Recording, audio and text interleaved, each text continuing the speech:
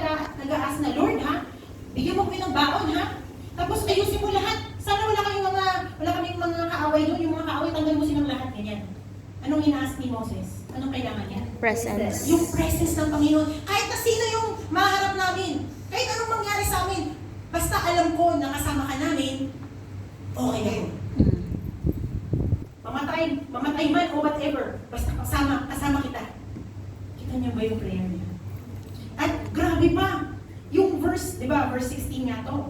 The next part is even better. Instead na mag-ask siya for comfort, mag-ask siya ng way out, you know what he asked for? He told the Lord, show me your glory. Grabe si Moses. What happens pag nakita ng isang tao ang glory ng Panginoon? Dead. Diyan. The Lord, sabi ng Lord, okay, dyan ka sa likod ng mountain, dadaanan kita. Para maranasan mo yung kapangyarihan ko. But I want you to see that po. This is one of the most dangerous prayers you can ever pray. Na instead na maghanap ka ng ginhawa, ng solusyon sa buhay, ang hanapin mo ay, Lord, magpakita ka sa akin. Your way. I want to know you. I want to see you. I want to experience you. Tingin nyo, why would God answer that kind of prayer? Parang napakagrabe naman ng ni Moses, di ba? Pero I want to tell you two reasons why God would always answer this kind of question. Number one, kasi God wants to be known. Gusto niyang makilala siya ng kanyang mga anak. Di ba? Lahat ng ginawa ng Panginoon is so that makilala siya. Alam niyo po ba, tumingin kayo sa langit, sa Hong Kong medyo mahirap makahanap ng mga stars kasi masyadong bright yung mga city, right? Alala niyo doon sa probinsya niyo, di ba? Pag tingin niyo, wow, dami mga stars. Ito, kasi hindi naman sila nawala, okay? Mahirap lang silang makita kasi maraming Mga lights.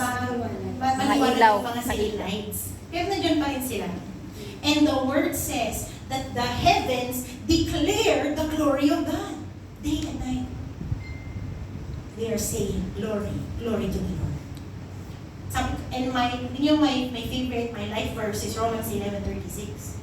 For from Him, and through Him, and for Him, are all things, to Him be the glory forever. Amen. So lahat ng bagay na nangyayari sa buhay, whether good or bad, in the end, ang belief ko po, is na it is going to be for His glory. Amen. Amen. Amen. That's why, if we ask God, Lord, magpakita ka sa akin. Ipakita mo sa akin. Ipakita mo, gusto kitang makilala, gusto kong maranasan ang power mo, gusto kitang makilala. Guys, God will never say no to that. Because He wants to be known. And what else? God is fully, grabe si Ate O, sobrang, go back. God is fully committed to His glory. Hindi siya gagawa ng kahit na ano na makakasira sa kanyang pangalan. Can I hear an amen? Amen. Alam niyo po ba sa Isaiah 42:8? Sabi ng Panginoon, I am the Lord, that is my name, I will not give my glory to anyone else. Hindi ko ibibigay ang glory ko sa kahit na sino. I will not share my praise with idols. Kayo po ba may mga idols? I'm not talking about your K-pop idol, okay? Tayo ba may mga idol? Yes. Oh, Yes. Yes. Lahat tayo may mga idol. Some of our idols is mga bagay. If I have this, I will be happy. Some of our idols are people. Kung masaya ka, masaya rin ako. Pag wala ka, patay na ako. That's an idol. Yes. Our loved ones. Yeah, can be an idol. And guys, God will never share His praise with that person. God is fully committed to His glory. That's why if you ask the Lord, sa sitwasyon ko na to, I want you to show me your glory. God will answer. If you say sa Panginoon, Lord, ang hirap ng pinagdadaanan ko, kung hindi mo tatanggalin, then you glorify yourself to you work in me and you work through me. God will answer. God will do it. Lord, if my success gives you glory, then help me succeed. But if my failure glorifies you more, then let me fail. Use my failure. God will always answer that kind of prayer. Alam niyo po, prayer is a means for God's people to praise Him. Pag tayo po ba nag-pray, magbabago yung sitwasyon. Yes. Sometimes, but not always. Sometimes, matagal ka nang nag-pray, luhuran na nga eh, iyakan na nagpa-ask ka pa ng prayer request sa kung sino-sino dyan. Malapit sila sa Panginoon, so nag-ask ka sa kanila. Pero hindi naman nagbago yung sitwasyon. Hindi naman bumait yung employer mo. Hindi naman naging maayos yung relasyon nyo ng friend mo.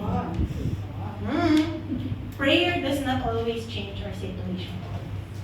But it does change something every time. First of all, it changes your perspective. Before ka mag-pray, isip mo ang laki-laki ng problema mo, di ba? But when you pray, alam mo nangyayari, you realize na my problem is big, but my God is so much bigger. Can I hear you? Yes! Magbabago yung ating pag-iisip, that's perspective, right? Makita mo na, ay, alam mo, naghihirap ako ngayon, pero no suffering is forever. Amen. Not even death is forever. What else? It changes your attitude. Before ka mag-pray, victim mentality, di ba? Victim mentality. Ako na nga yung bigay na sa buhay ko. Wala pagkaya sa buhay na to. True. Di ba? And the reason why hanggang ngayon ganyan pa rin ang pag-iisip is because you are not praying. What happens when you pray? God changes your attitude. Hindi ka na victim. Ano ka na ngayon? You're a victor. Victorious. A victorious Christian in Christ. Amen? Amen. At alam niyo po ba, napakasarap pong maging victor in Christ kasi hindi lang siya nakasalalay dun sa effort natin. Everybody knows Philippians 4:19. Do you know? I can do All things through Christ who strengthens me. Sabihin nga natin sa sarili natin. I can do all things through Christ who strengthens me. Or gives me strength, whichever. Can you imagine that? When you pray, nag-change yung attitude mo towards your work. Mahirap bang trabaho? Yan. Yeah. Mahirap bang marriage? Yeah. Yung pinasok nila yan, guys, ha? Ganong tayuan. The singleness for life. Child free. Guys, I can do all things through Christ who strengthens me. I want to show you po, Acts 16. Nalala niyo si Paul and Silas. Nabilanggo sila kasi nag-cast out sila ng demonyo. Tapos, Pinakulong. pinakulong sila nung may-ari ng babae. Yes. So, ginapos na sila. They stripped them, they beat them with rods. And then while they're in prison, itong si Paul and Silas, instead na nagluksa sila, instead na, sabi ko sa'yo, yan na yung bata eh. Hindi naman natin siya kilala eh. Hindi naman sila nag-blame ng isa't isa, di ba? Yes. Instead, si Paul and Silas, doon mismo sa preso, nagpuri sila sa Panginoon, di ba? Yes. And then, there was an earthquake, and open yung mga prison doors. Now, there's one thing po na I want you to understand. This does not mean na praising God will change your situation. Kasi meron na po akong ilang narinig na may mga taong sabi, may problema ka, mag-praise ka sa Panginoon, darating na yung miracle. Sarap pakinggan, no? That's not how it is. Remember, praise is a choice, di ba? Hindi naman ginawa ni Paul and Silas yan. Balik ka muna. Hindi naman nila ginawa yan para mag-open yung mga prison doors. Kasi hindi rin naman sila lumabas eh. They praised God because that was their choice. Because whether masaya sila o hindi, whether maginhawa ang kalagayan nila o hindi, they believe na mabuti ang Diyos. Di siguro, imagine ko na lang, praise God tayo na free na yung batang yun. Ganyan sila. Yung, praise God na nandito tayo. Hindi ka pa lang mapatay, di ba? Bugbog sarado ko lang, pero hindi ko matay, di ba? Ganyan. Can you imagine? Yung joy na meron sila. They chose to praise God before dumating yung breakthrough. And guys, I want you to understand, in the Bible, this always happens. Sino pa ang naalala nyo sa ganong klaseng sitwasyon? Naalala nyo yung kaibigan ni Daniel? Yung tatlong kaibigan ni Daniel? Tapos sabi sa kanila, lumuhod kayo.